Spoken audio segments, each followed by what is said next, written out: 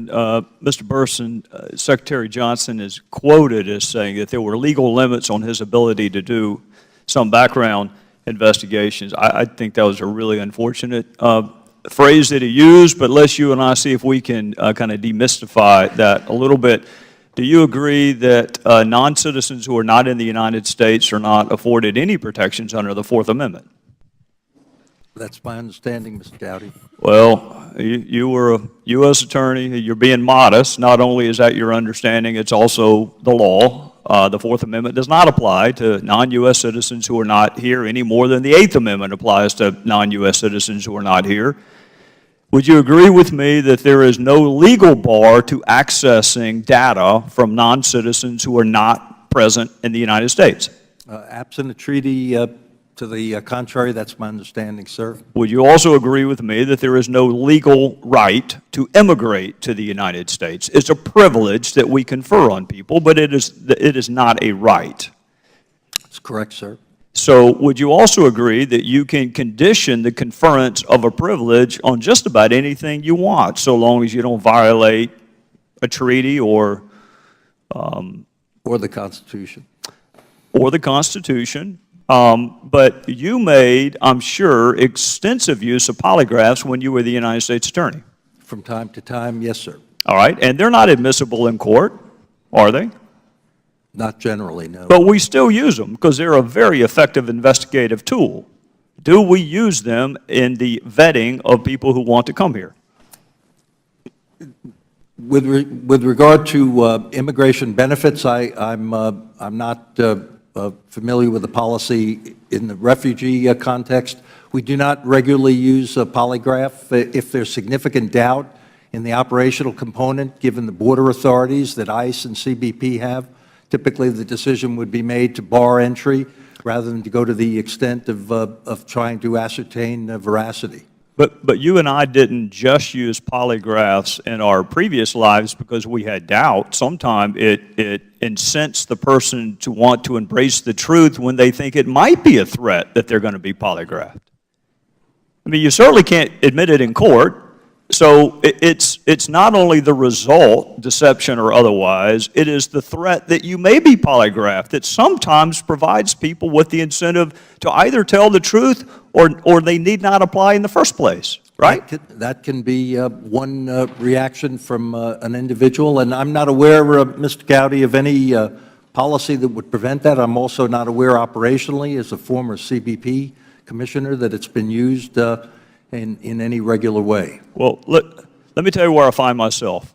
I just listened to Ben Rhodes give a series of words like extensive, thorough, careful. I have heard tough. I have heard multiple, all in connection with the word vetting. It's all amplified the word vetting. And I just sat here and thought, well, if all of that was true, how did we miss the lady in San Bernardino? As the FBI director said, Mr. Gowdy, and I think is the fact that there was nothing in the system that we used that would pick that up. There was no data that we would turn into actionable information to deny admission. I get you, Mr. Burson, but I got to be candid with you. That doesn't make me feel any better.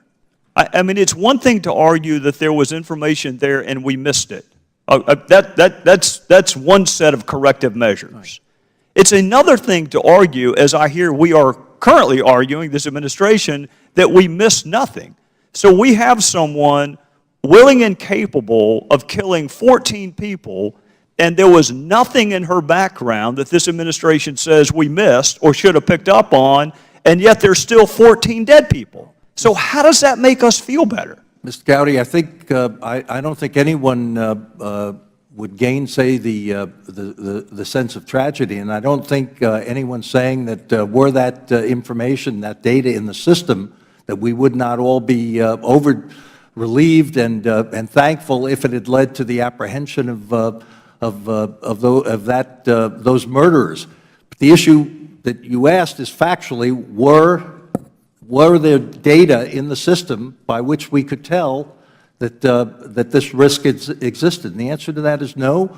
I think the inquiry that's being made here today is a valid one, as Director Rodriguez suggests, and that we need to actually look at this hard and long in terms of the utilization of means. I will say that there is no secret policy in DHS against the use of social media, and there is nothing in the privacy policy that would bar it for screening purposes. Well, it couldn't be because it doesn't apply to non-U.S. citizens. I'm out of time. I just want to tell you the dichotomy as I see it.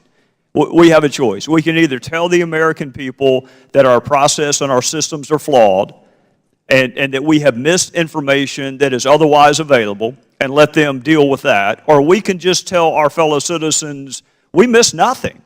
We did everything we were supposed to do, and there's still 14 funerals in California, so you just need to get used to the risk. Neither one of those is acceptable, I would argue to you. Mr. Gowdy, I've not heard anyone who was involved in law enforcement or in the Homeland Security enterprise that wouldn't say that we need to strengthen our systems. We've been doing that continuously for the 14. Gentleman's time is